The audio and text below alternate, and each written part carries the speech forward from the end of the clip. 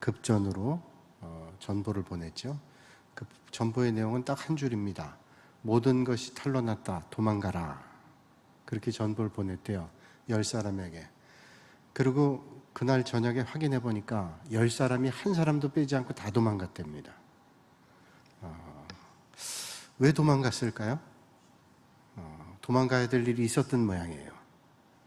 사람들은 알지 못하는 비밀들을 가지고 있는데 정치하는 사람들이 그런 비밀들을 많이 알고 있었던 모양입니다. 그러니까 한 언론사에서 정말로 그런가 하고 실험을 한 거예요. 그래서 모든 게 탄로났다. 도망가라 그랬더니 확인도 안 하고 다 도망갔대요. 아마 떠오르는 어떤 사건들이 있었던 모양입니다. 다 도망갔대요. 예전에 유명했던 영화 가운데 그런 영화가 있죠. 지난 여름에 네가 한 일을 내가 다 알고 있다. 여러분 지난 여름에 한 일을 누군가 다 알고 있다면 여러분들 가운데도 뭔가 찜찜하지 않겠어요? 내가 지난 여름에 뭘 했지? 그리고 수첩을 뒤져보기도 하고 휴대폰을 뒤져보기도 하고 조사해보기도 할 거예요.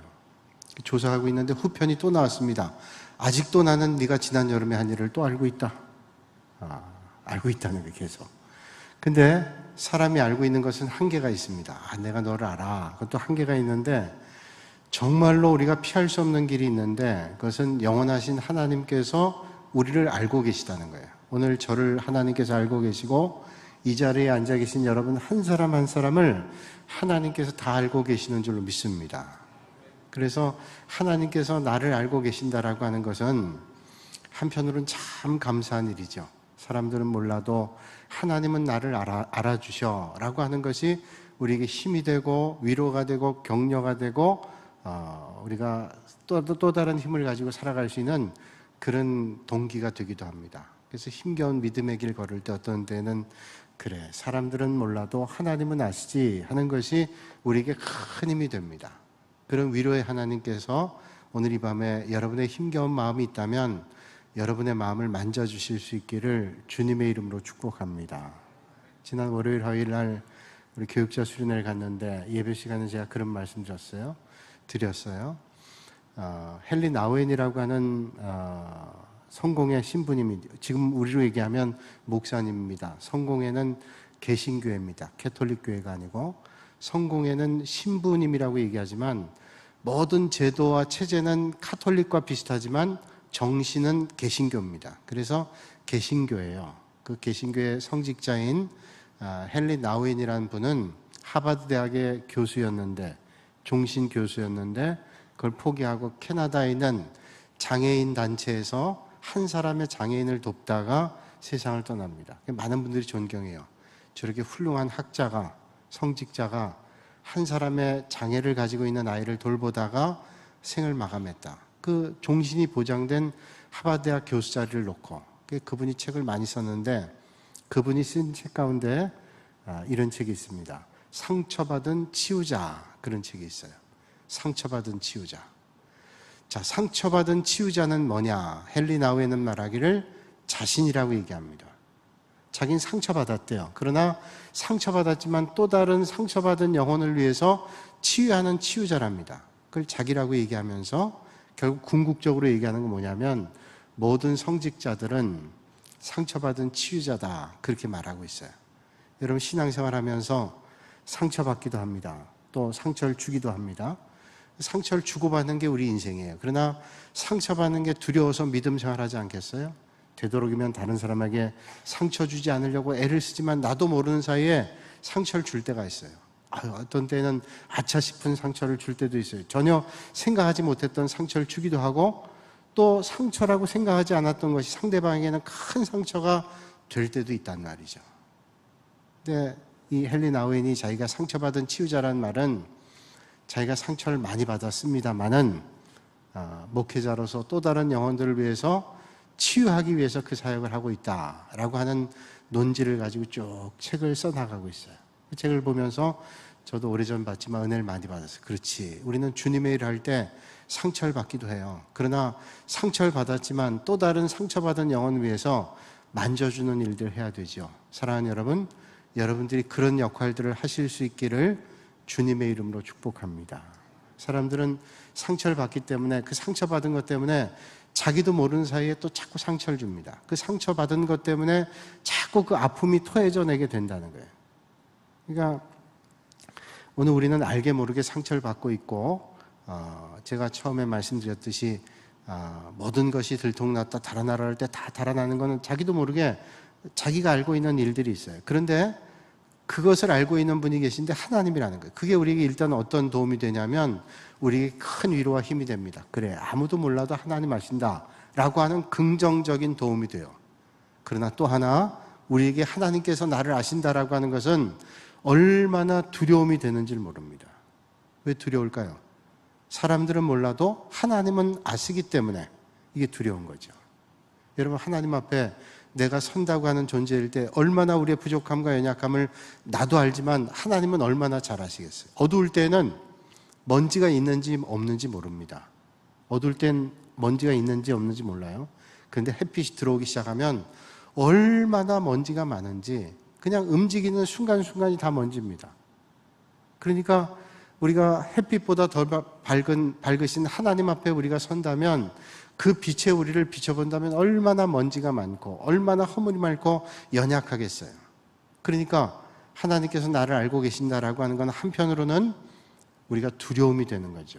그래서 그 모든 것을 알고 계시는 하나님 앞에 우리가 날마다 선다고 하는 것은 두려운 일임에도 틀림이 없지만, 그러나 그 하나님 앞에 선다고 하는 것은 너무도 중요한 것입니다.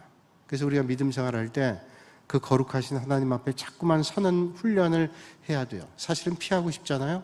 그 밝은 빛 앞에 선다는 게 얼마나 두려워요. 예배당 아래층에 보면 로뎀 쉼터 앞에 그 주차장 나가는 길에 등을 바꿨습니다. 여러 달 전에 바꿨는데 LED 등으로 바꿨어요. 예전보다 훨씬 밝아졌습니다. 그게 스위치가 2개입니다. 그래서 하나만 키면 하나 건너 하나인데 그것도 얼마나 밝은지 몰라요. 2개를 키면 너무너무 밝아요. 근데 그전에는 밝지 않을 때는 보이지 않았던 것들이 밝아지니까 환하게 보입니다. 어떤 데는 눈부실 정도로 밝아요. 그래서 이 등을 몇 개 좀 뺐으면 좋겠다 할 정도로 그렇게 밝아요. 여러분, 거룩하신 하나님 앞에 우리가 설 때 그런 두려움이 있다는 거죠. 그래서 그런 두려움을 느끼면서 우리는 한편으로 유익한 점이 있는데, 우리가 우리 자신을 누구보다도 잘 돌아볼 수 있는 거예요. 그래서 하나님 앞에, 말씀 앞에 날마다 비춰본다는 것은 우리의 영혼을 건강하게 하는데 참 도움이 된다는 겁니다. 두렵지만 그런 일들을 우리가 해야 되는 거죠. 그게 믿음 생활이라는 겁니다.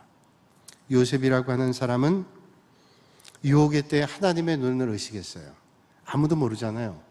그런데 우리아의 아내가 유혹할 때 요셉이 아마 우리아 아내의 그 청을 그대로 들어줬더라면 아마 육신적으로 어려움 당하지 않고 더 곤궁한 일을 당하지 않았을런지는 모릅니다. 그런데 사람의 눈은 모르지만 하나님의 눈은 피할 수 없기 때문에 그걸 거절했습니다. 그리고 내가 하나님 앞에 죄짓지 않기 위해서 그렇게 했단 말이죠. 그래서 이런 고백합니다. 내가 어찌 이 큰 악을 행하여 하나님께 득죄하리이까? 내가 어떻게 하나님 앞에 이런 큰 죄를 져서 내가 득죄하리이까? 여러분, 세상에 완벽한 사람은 없죠. 그러나 완벽하지 않다 할지라도 하나님 말씀 앞에 우리가 서면 우리의 연약함 가운데서 그래도 내가 하나님 앞에 올바로 서기 위해서 애를 쓴다는 것은 얼마나 중요한 일인지 몰라요. 그런다고 우리가 완전해질 수도 없고 완전 무결한 삶을 살아갈 수 없지만, 그러나 그렇게 살아가는 노력이 필요한 거죠. 그게 예수 믿는 거 아니에요? 다니엘도 그가 포로의 몸이었지만은 그가 왕이 허락한 진미와 포도주를 먹지 않았다고 성경은 말씀합니다. 그러면서 다니엘은 그렇게 하기로 뜻을 정했다 그래요. 뜻을. 여러분, 포로로 끌려갔는데 왕의 학문을 배우고 왕의 선생님들에게 학문을 배우고 왕이 제공하는 음식을 먹고 포도주를 먹는다는 것은 얼마나 큰 특혜입니까? 아마 그런 생각할 수도 있을 거예요. 하나님께서 은혜 주셔서 내가 비록 포로의 몸이지만 이 어려움 중에도 이런 공부를 하게 하고 이렇게 여러 가지 여건들을 주시는 건 하나님의 은혜다, 이렇게 생각할 수도 있을 거예요. 근데 다니엘은 내가 뜻을 정합니다. 그게 아무리 나에게 유익하고 아무리 많은 것을 내가 얻게 되고 건강을 유지할 수 있는 것이라 할지라도 내가 하나님께 거리끼는 일은 하지 않겠다. 이게 얼마나 큰 마음의 자세. 쉽지 않은 일이죠. 그러나 믿음의 길은 그렇다는 겁니다. 오늘은 하나님께서 나를 아신다라고 하는 것은 지난 시간을 떠올려 보면 하나님의 전지성, 하나님의 편재성 그렇게 말씀드렸어요. 편재한단 말은 하나님께서 모든 것을 다 알고 계신다. 어디에나 계신다. 뭐든지 알고 계신다. 이것이 편재 전지라는 거예요. 그게 하나님의 속성, 하나님의 속성이 여러 가지가 있는데 하나님은 사랑이십니다. 하나님은 공의로우십니다. 하나님은 진실하십니다. 하나님은 무소부재하십니다. 하나님은 초월적인 초역사적인 분입니다. 초시간적인 분입니다. 이게 다 하나님의 속성이에요. 하나님의 속성. 그 하나님의 속성 가운데 하나님께서 나를 알고 계신다라고 하는 속성을 우리는 보면서 오늘 우리가 어떤 믿음의 길을 걸어야 될까를 한번 생각하고 은혜를 나누기를 원합니다. 우리 사람은 지시가 한계가 있어요. 제가 대학 다닐 때 어떤 목사님은 교수님인데 정말로 너무너무 해박합니다. 학생들이 교수님을 골탕 먹이기 위해서 교수님이 잘 안 봤을 것 같은 책을 읽어가지고 와가지고 교수님 제가 어떤 책을 보니까 그 책에 어떤 얘기를 하는데 그건 어떻게 생각하십니까? 교수님이 뭐 만능 박사 아니잖아요. 잘 흔하지도 않은 책 가지고 읽고 와서 선생님 골탕 먹이려는 그런 학생들이 있었어요. 교수님이 대충 얼버무려 얘기하는 것과 내용을 알고 있는 것과는 다르잖아요. 교수님 그 얘기를 하면서 학생이 질문한 것보다 훨씬 더 깊이 넓게 들어가서 그 다음 걸 얘기하는 거예요. 그 질문했던 학생이 얼마나 망신당했는지 몰라요. 그래서 제가 그 교수님은 해박한 줄 알았지만 정말로 해박한 분이구나. 저 정도는 해야 정말 훌륭한 교수님이지. 그런 생각을 해본 적이 있어요. 그런데 그분이 강의하실 때 가끔 그런 말씀하세요. 제가 다 알고 있는 거 아닙니다. 제가 알고 있는 것은 아마 하나님께서 보여주신 것 가운데 100분의 1, 1000분의 1, 만분의 1도 모를 거예요. 아주 겸손하게 표현하세요. 사실이 그렇죠. 어떻게 우리가 다 알 수 있어요? 우리가 알고 있는 분야의 조금을 알고 있는 거죠. 그래서 우리가 박사라고 얘기하지만 박사는 사실은 넓게 많이 한다라는 그런 뜻을 가지고 있지만 박사는 넓게 많이 하는 것보다는 사실은 전문적인 걸 또 파고 들어가서 그 분야에만 능통하게 되는 거죠. 오히려 중학생이 더 많이 할 겁니다. 국어, 영어, 수학, 생물, 물리, 지리 다 배우니까 오히려 더 많이 할 수 있을 거예요. 그런데 박사는 거기를 파고 들어가고 또 파고 들어가니까 깊이는 알지만 더 모른다. 그렇게 얘기하는 걸 제가 듣기도 했어요. 사람의 지식에는 한계가 있습니다. 제가 신학대원 다닐 때 귀신에 대해서 몇 학기 동안 공부한 적이 있어요. 학교에서는 한 학기를 공부했는데 귀신론이라고, 귀신론. 근데 제가 너무너무 흥미 있어가지고 과연 귀신이 어떤 존재인가를 제가 몇 학기를 공부했어요. 근데 귀신은 귀신답더라고요. 귀신은 정체가 도대체 뭐냐?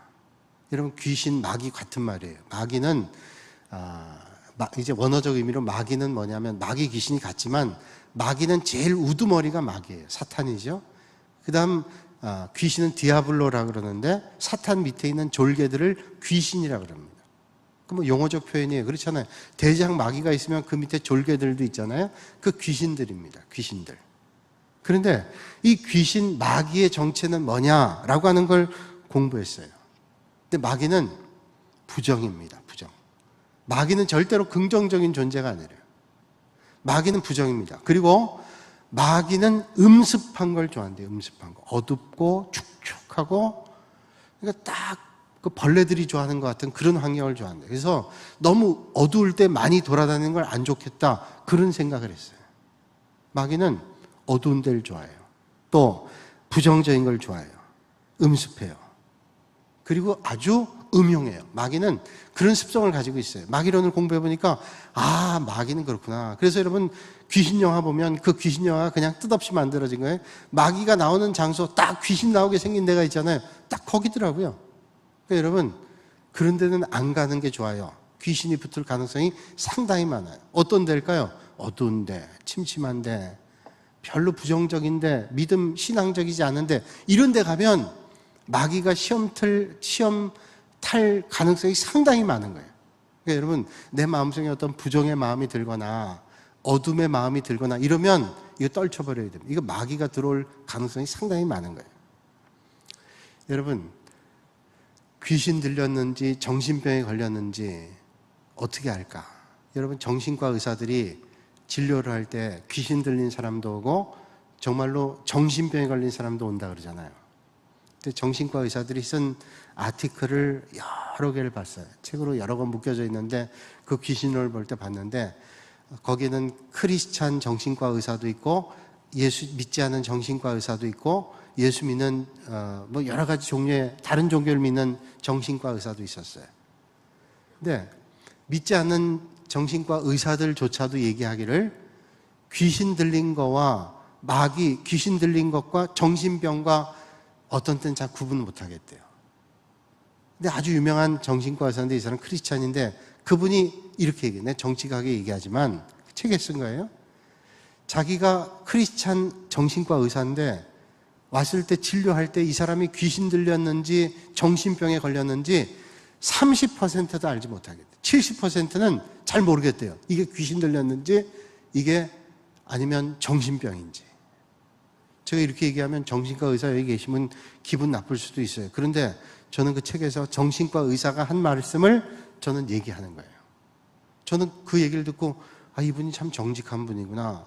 이름도 유명한 분이지만 참 정직한 분이구나. 그때 그분이 얘기하는 거예요. 그래서 자기는 진료할 때 하나님 이게 귀신 들린 거라면 하나님께서 귀신을 쫓아주셔서 제정신이 돌아오게 해주시고 이게 만약에 약으로 치료할 수 있는 거라면 하나님께서 약물을 투여할 때마다 회복되는 역사가 있게 해주십시오. 그렇게 본인이 기도한대요. 아, 참 훌륭한 의사분이죠. 난 다 알아. 모르는 것도 아는 척하고 그러지 않단 말이에요. 그래서 하나님 앞에 기도하네. 그분의 말에 의하면 30% 많이 잡아야 30%만 정신병인지 이게 귀신인지 이걸 알 수 있는 건 정신병을 알 수 있는 거는 30%밖에 안 된다라는 거예요. 그러면서 이제 논문의 뒷부분에 쭉 얘기를 하는데 귀신 들린 특징이 몇 가지가 있는데 물론 정신병도 그렇지만 귀신 들린 사람들의 특징은 보통 사람의 힘보다 훨씬 큰 힘을 가지고 있대요. 정신병 환자들도 힘센 사람이 있어요. 그런데 이 귀신 들린 사람들의 힘은 이건 아주 초인적인 힘이 일어난대요. 그래서 몇 사람이 달려들어도 제압하지 못할 정도의 그런 특징을 가지고 있대요. 귀신 들린 사람들. 그리고 아주 중요한 특징은 하나님의 말씀을 회피한답니다. 하나님 말씀을 회피한다. 안 듣고 싶어 한대요. 그렇잖아요. 마귀가 하나님 말씀을 듣고 싶어 하나요? 안 듣고 싶어 하죠.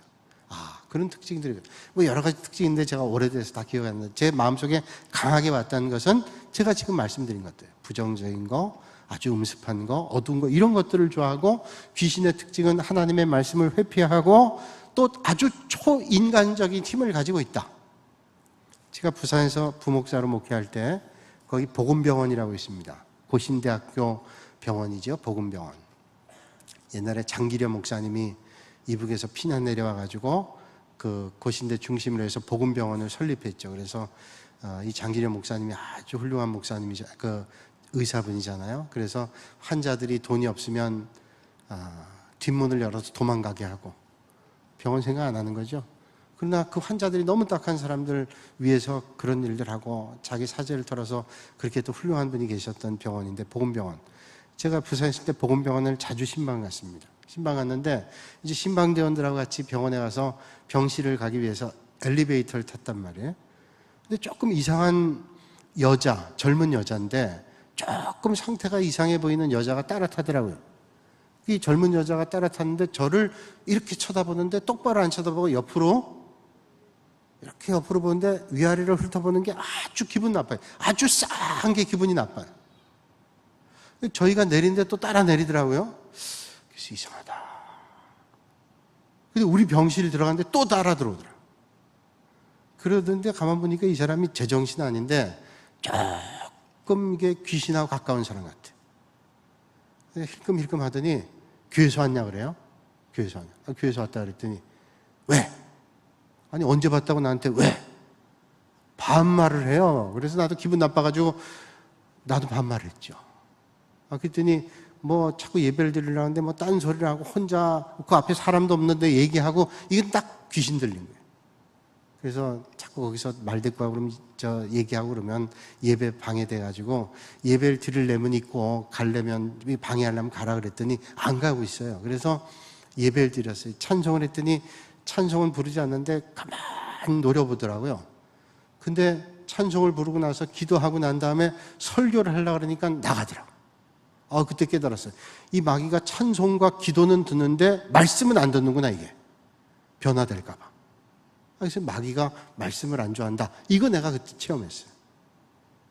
그러니까 여러분, 이게 마귀가 말씀을 안 좋아하는 거예요. 이게 피하는 겁니다. 그러니까 그 정신과 의사가 얘기한 말이 맞잖아요.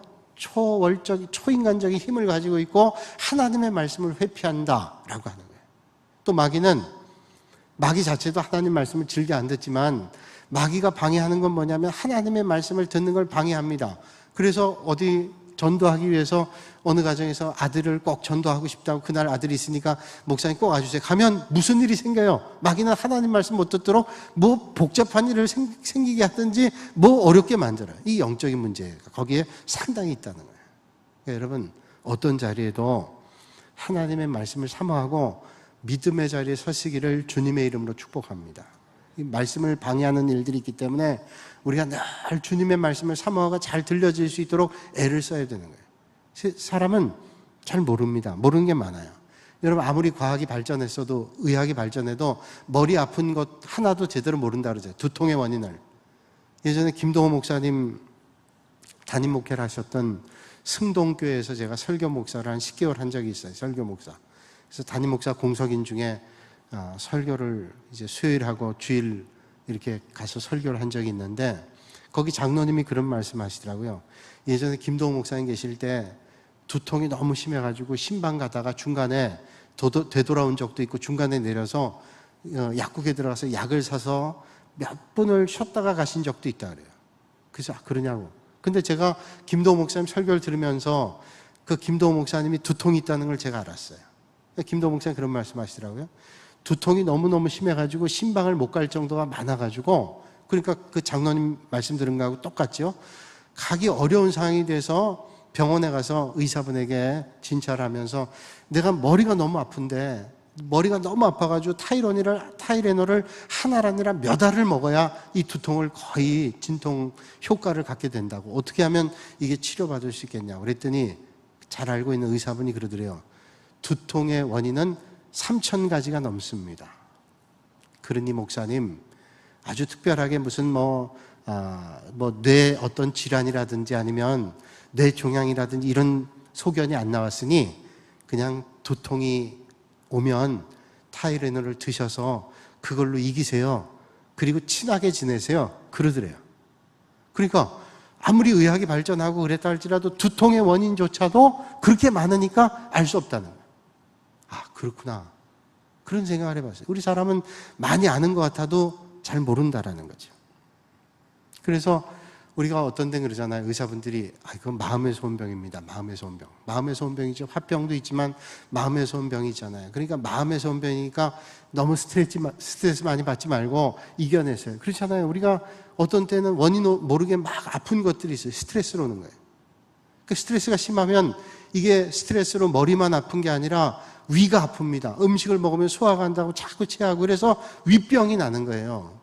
그래서 우리가 음식을 먹을 때 어떤 맛있는 음식을 먹는 것보다 더 중요한 게 누구와 먹느냐 이게 중요해요. 누구랑 먹어도 자꾸 다른 생각하면 마음에 그 아픈 일들 때문에 위가 상합니다. 위가. 그래서 소화제를 달고 살게 되잖아요. 이게 너무 안타까운 일이잖아요. 이게 다 마음과 연관되어 있다. 정확히 알지는 못하지만 그렇다고 얘기하잖아요. 제가 서울에서 목회할 때인데 아주 똑똑한 여자분이었어요. 이분은 30대 한 중반 후반 됐던 분인데 제가 부목사 하면서 근데 이제 그분이 성균관 대학에 가까이 있었는데 성균관 대학 교수고 동경대학에서 박사학위를 처음 받은 분이래요. 그래서 동경대학이면 일본에서 아주 좋은 대학이잖아요. 거기서 그 박사학위를 받고 성균관 대학에 교수로 임명이 됐는데 그 언니도 교수였어요. 일본학을 공부한 분인데 아주 그래서 이제 신방해달라고 신방을 갔더니 아주 건강 상태가 안 좋은 거예요. 예배를 드리고 격려하고 그러고 왔는데 또 그 다음날도 신방해달라고. 신방했다니까 하여튼 며칠을 계속 매일 가서 신방을 했어요. 근데 이게 보니까 보통 병이 아니에요. 처음에는 이게 몸살인가 아니면 뭐 어떤 병인가, 근데 병원에 가도 알 수 없다 그래요. 근데 그분 말씀을 들으니까, 언니분 얘기를 들으니까 그런 얘기를 하더라고요. 어젯밤엔 자다가 애가 꼼짝을 못 하는데 갑자기 팔을 이렇게 흔들더니 다리를 떨고 막 체조를 하더라고요, 누워서. 이게 무슨 병이에요? 나도 잘 모르겠는데요. 아니, 팔은 그냥 몸을 꼼짝도 못하던 사람이 밤에 막 이러더라는 거예요. 그래서 제가 인터넷 다 뒤져보고 이게 도대체 뭐냐, 이게 귀신 들린 거냐, 이게 정신병이냐 뭐냐 한참 했어요. 그분도 뭐 백방으로 알아보는데 원인을 알 수 없다는 거예요. 그래서 이건 하나님을 더 의지해야 된다. 본인이 진단 내리고 그래서 믿음 생활 열심히 했어요. 물론 그때까지 완전히 회복이 안 됐는데 그런 일도 있더라고요. 그러니까 마음에서 나중에는 이제 제가 서울에서 이제 그 교회를 떠날 때쯤에 알게 됐는데 그 집에 가서 아주 가정이 심각한 걸 알았어요. 언니가 대학 교수였는데 그 동생, 막내 동생을 자기처럼 교수를 만들기 위해서 얼마나 하드 트레이닝 하는지 몰라요. 나중에 그 병석에서 다 토해내는데 정말로 억제하지 못할 정도로 토해내더라고요. 토해내는데 내가 하고 싶지 않았던 거, 이런 것들을 내가 다 해야 됐고, 공부 나는 이 정도만 했으면 좋겠는데 언니가 그냥 다 그래가지고 그 때문에 받은 마음의 병이 컸던 거예요. 마음의 병이. 그 마음의 병이 드니까 몸에도 병이 오더라고요. 폴 투니어라고 하는 스위스의 정신과 의사고 심리학자인 분이 있어요.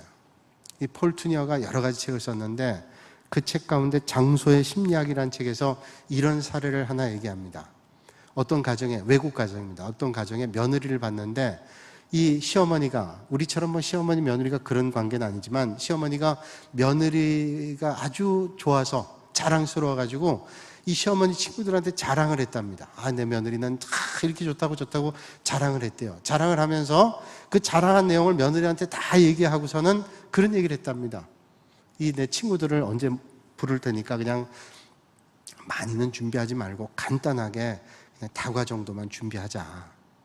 그렇게 준비하자 그랬대요. 근데 며느리가 그 자기에 대한 칭찬을 많이 한 걸 알고 처음엔 좋았다가 나중에 너무 부담스러운 거예요. 그 시집 가던 며느리가 뭘 할 줄 알겠어요. 막 고민하고 걱정하다가 병에 걸렸대요. 근데 어떤 병에 걸렸냐면 손병. 손을 못 쓰게, 못 움직이는 병, 이게 뭐 깊은 병이 아니지만 일시적인 현상이 온 거죠. 손을 못 쓰는 거예요. 그래가지고 그 손님들, 시어머니 친구들을 모시기로 한 날 못하게 됐대요. 다행이죠? 저는 그 책을 보면서 다행이다. 이 며느리가 얼마나 스트레스를 받았으면 그 칭찬했으니까 칭찬한 것만큼 이상해야 그게 시어머니 체면 쓸 거 아니에요. 자기 체면도 쓰고. 그러니까 그게 너무 스트레스가 돼가지고 손병이 난 거예요. 희한하잖아요. 마음의 병이 온 것도 아니고 손병이. 그게 손병이 났대요. 그 폴 투니어의 장소의 심리학이라는 책에서 그 사례를 주고 있어요. 그래서 이게 마음의 병이라는 게 참 이게 무서운 거구나. 근데 사람들은 아무리 공부하고 알아도 전부는 알 수 없다는 거죠. 그러니까 우리가 그런 것들을 볼 때 우리는 참 부족하지만 하나님은 모든 걸 알고 계신다라는 걸 생각하죠. 옛날에 어느 날 공자에게 제자가 물었답니다. 별의 수가 얼마나 됩니까? 아무리 공자지만 별의 수가 얼마인지를 어떻게 알겠어요? 그러니까 공자가 그런 말을 했다면 너무 멀어서 알 수가 없다. 별을 너무 머니까 내가 숫자를 모른다가 아니라 너무 멀어서 알 수 없다, 별이. 그랬더니 제자가 얘기하더래요. 그러면 가까이 있는 눈썹의 수는 얼마나 됩니까? 여러분, 멀어서 별을 알 수 없다면 가까이 있는 눈썹의 수는 선생님 아시잖아요? 그랬더니 공자가 대답했답니다. 알 필요가 없다. 그리고 그걸 모면했다 그래요. 그렇죠. 눈썹의 숫자가 뭐 그렇게 중요해. 알 필요가 없다. 여러분들은 얼마나 알고 계세요? 여러분 어떤 때는 안다 그러고 난 다 알아라고 하지만 얼마나 알아요? 그래서 유명한 철학적인 논증 가운데 이런 논증이 있어요. 아는 걸 아는 건 아는 거고, 아는 걸 모르는 건 모르는 거고, 모르는 걸 모르는 건 모르는 거고, 모르는 걸 아는 건 아는 거다. 무슨 말인지 아시겠어요? 그러니까 아는 걸 아는 건 아는 거지만 모르는 걸 아는 것도 아는 거예요. 근데 모르는 걸 모르는 건 모르는 거고, 아는 걸 모르는 것도 모르는 거예요. 뭔지를 모르겠죠? 사람이 안다 그러지만 아는 게 별로 없다는 거죠. 그런데 여러분, 우리가 믿고 의지하는 하나님께서는 모르시는 게 없어요. 그 모르시는 것 없는 하나님을 의지하지 않고는 절대로 우리는 살아갈 수 없어요. 근데 하나님은 우리의 과거도 아시고, 역사의 과거도 아시고, 오늘도 아시고, 아실 뿐만 아니라 내일도 아시는 분이에요. 여러분, 그 하나님께서 여러분들을 인도하실 수 있기를 주님의 이름으로 축복합니다. 성경은 말씀하기를 하나님께서 우리를 얼마나 잘 아시는가 하면 머리카락까지도 알고 계시네요. 머리카락. 그래서 제가 머리카락이 도대체 얼마나 되나 셀 수는 없잖아요. 세다가 또 빠지면 또 이게 다르잖아요. 근데 제가 그래서 이거 인터넷 뒤져봤더니 머리카락이 보통 8만에서 15만이래요. 많은 사람은 15만, 적으면 8만. 물론 더 적은 사람도 있기는 해요. 그래서 더 적은 분들은 이발소에 가서 그랬다 그러죠. 머리카락 3가락인데 그 이발사에게 머리를 좀 가르마를 타줘라. 이렇게 한쪽으로 좀 몰아달라 그랬더니 이발사가 잘못해가지고 하나를 뽑아뜨렸대요. 3가락인데 2가락 남아가지고 아유 죄송하다 그랬더니 뭐 어떻게 하겠냐고 빠진 거예요. 그러니까 양쪽 그냥 가르마를. 그러다 또 하나 빠뜨렸대요. 1가락 남은 걸. 이거 어떻게 하면 좋겠냐 할 때 그런 거 할 수 없다고. 올백으로 해서 올백. 3가락이면 간단한데 이게 사람이 8만에서 15만을 하나님은 알고 계신다. 놀라운 일 아니에요? 여러분, 나도 내 머리카락 모르잖아요. 누군가 아무리 그래도 여러분 누군가의 머리카락을 알 수 없는데 하나님은 한 사람 한 사람 머리카락을 다 알고 계신다. 하나님은 모르실 게 없는 분이니까 다 아실 거예요. 근데 그 하나님께서 우리를 아신다라고 하는 게 힘이 되고 격려가 되고 또 우리는 어떻게 살아야 될까를 우리는 생각하면서 살아가게 되는 거죠. 여러분, 주님은 우리의 행동뿐만 아니라 생각까지도 아신대요. 오늘 이 밤에 그 하나님의 인도하심을 받으셔서 하나님의 뜻 안에 사시는 여러분들이 되시기를 주님의 이름으로 축복합니다. 그 하나님께서 모든 걸 알고 계시기 때문에 우리가 필요한 것은 아셔서 채워주세요.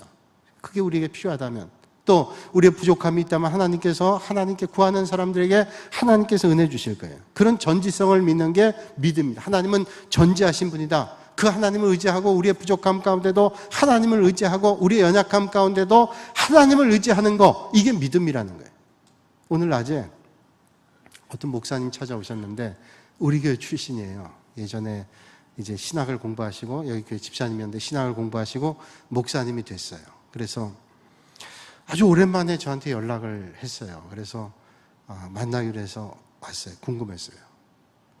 왔는데 이제 그간 어떤 일들이 쭉 있었다 그러면서 요지는 이제 제가 개척을 하게 됐습니다. 여러 교회 사역하다가 내가 개척이라는 게 두렵고 힘들어서 피했는데 이젠 더 이상 피할 수 없고 하나님께서 계획하신 일이라면 해야 되겠다고 해서 참 훌륭하시다고, 하나님이 하시라 그러면 하셔야죠. 그랬더니 그 목사님 말씀하시기를 제가 찾아뵌 건 딱 하나입니다. 목사님께 이런 말씀 드리고 권면을 좀 듣고 싶어요. 그리고 기도를 받고 싶습니다. 그래요. 참 잘 오셨습니다.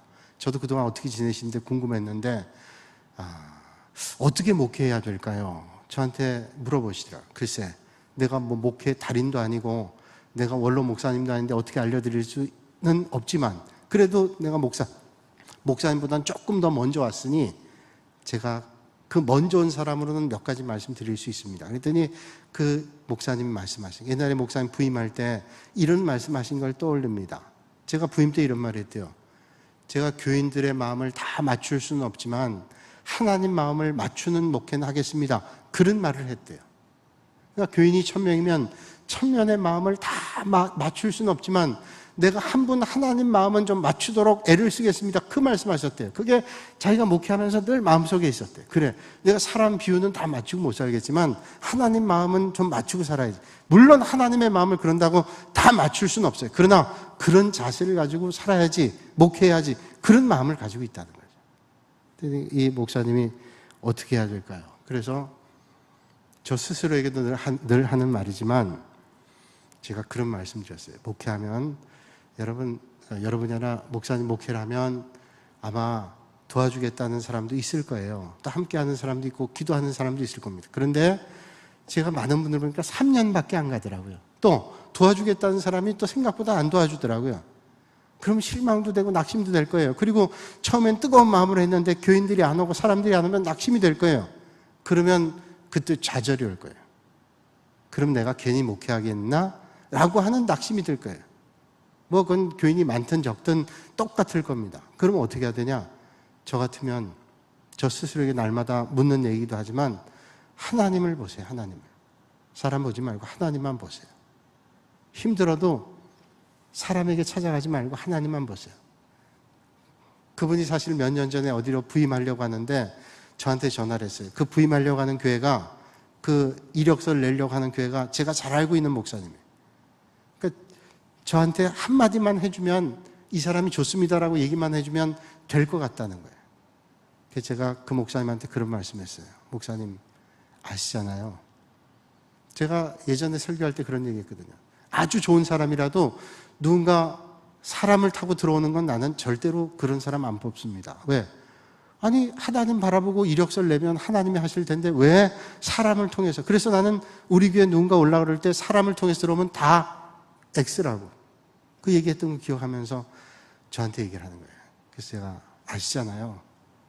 그 하나님께서 원하시면 그 교회 가게 하실 거고 아니면 막으실 거예요. 그래서 제가 거절했어요. 제 마음속으로는 거절하고 싶지 않았는데 거절했어요. 근데 그 목사님이 섭섭해하지 않고 맞아요. 목사님 그게 맞죠? 그래서 정말로 더 좋은 데를 갔어요. 자기가 생각했던 것보다 훨씬 더 좋은 데로. 그게 사람이 하는 게 아니라 하나님이 하시잖아요. 그러니까 제가 그렇게 말씀드렸어요. 만약에 하나님만 바라보고 하면 하나님께서 기특하게 생각하실 거예요. 그러니 하나님께서 기특하게 생각하시니 하나님께서 필요한 사람도 보내주실 거고 하나님께서 필요한 물질도 보내주실 거 아니에요? 그러니까 하나님만 의지하고 하세요. 나를 아시는 하나님이, 나보다 더 나를 아시는 하나님께서 왜 안 인도하시겠어요? 내가 바르기만 하고 하나님 의지하기만 한다면. 그랬더니 목사님이 그리고 큰 그 도움이 됐다 그러면 가셨어요. 그러면서 제가 그런 말씀 한번 드렸어요. 강남에 가나안교회라고 있어요. 제가 좋은 교회고 훌륭한 목사님 계시니까 소개해드릴게요. 가나안교회. 안나가교회가 아니라 가나안교회. 이 가나안교회 목사님은 그 교회 부임할 때, 제가 그 목사님한테 직접 들은 얘기예요. 한 20년 전쯤에. 이 목사님 그 교회 부임할 때 거기 장로님 두 분이 계신데 장로님들이 우리 교회는 교회도 번듯하게 강남해지고 아주 유망한 교회입니다. 그리고 이 목사님 청빙에 갔는데 가서 보니까 교회는 몇 사람 없고 교회는 번듯하게 됐는데 빚이 더 많더래요. 교회 건물값보다. 그러니까 빚이 더 많으니까 갚아야 될 게 많은 거예요. 그리고 교인도 몇 사람이 없으니까 뭐 신방할 때도 별로 없는 거예요. 이 목사님이 아이고 내가 속았구나 그런 생각하면서 어떤 생각했냐면 내가 그럼 잘할 수 있는 게 뭔가. 그래서 아침부터 저녁까지 설교 준비만 했대요. 설교 준비. 뭐 갈 데도 없고 설교 준비만. 이 목사님이 또 이렇게 정치하고 돌아다니는 목사님 아니니 설교 준비만 했대요. 그리고 새벽 기도 때마다 열심히 한 거예요. 교인 몇 사람 없지만 열심히 설교하니까 이 오신 분이 교인들도 있지만 다른 교회 교인들이 와서 새벽 기도는 가까이 하는 분들이 있잖아요. 이분들이 전도를 하더래요. 자기들은 다 다니는 교회가 있으니까 교회를 못 옮기지만 누군가 교회 나가겠다 그러면 그 동네 사람들은 야, 저 가나안 교회로 가라. 저 가나안 교회 목사님 말씀이 좋더라. 그래서 그 사람들이 전도해가지고 교회가 부흥했어요. 저는 그분 말씀 들으면서 큰 은혜가 됐어요. 그 얘기를 했어요. 목사님도 하나님 바라보고 말씀 준비 잘 하시고 기도 생활 열심히 하면 하나님께서 그렇게도 역사할 거 아니에요? 새벽 기도 아마 올 거 아니에요? 자기 교인이 없다 그래도 새벽 기도 오는 분들이 전도할 거 아니에요? 나는 그 교회 못 가지만, 나는 섬기는 교회에서 못 가지만, 그 교회 목사님 말씀이 좋고 그렇게 뜨거운데 가라고 권면하지 않을까요? 그러면 하나님이 하시는 거예요. 여러분, 오늘 헌신하는 이 남선교회 회원 여러분, 제 눈에는 6,000명으로 봬요. 아까 기도하러 오셨는데 4,000명이 오셨어요. 오시면서 4,000명입니다 그러시더라고요. 여러분, 오늘 몇 명이냐, 몇 사람이냐, 얼마나 능력이 있냐 이거 아닙니다. 전능하신 하나님이 나를 알고 계시니 그 하나님을 의지하고 나가면 숫자는 더 이상 필요 없어요. 하나님이 역사하셔서 기뻐하시는 믿음의 공동체를, 믿음의 선교회를, 믿음의 자리를 만들어 주실 줄로 믿습니다. 그렇게 사셔야 되지 않을까요? 오늘 이 밤에 헌신하시는 우리 이남선교회와 믿음의 성도들이 그런 주님을 의지하셔서 우리가 부족하지만 그런 자세를 가지고 믿음의 길 걸으면 하나님께서 기뻐하시는 교회와 성도들로 우리의 삶이 예배가 되고 우리의 예배가 하나님 앞에 올려드리는 삶이 되는 그런 은혜가 있게 될 줄로 믿습니다. 이 시간 우리 함께 기도하는 시간 가지겠습니다. 기도하실 때 크게 두 가지, 교회를 위해서, 나라 민족 선교를 위해서 이 시간 기도하는데, 먼저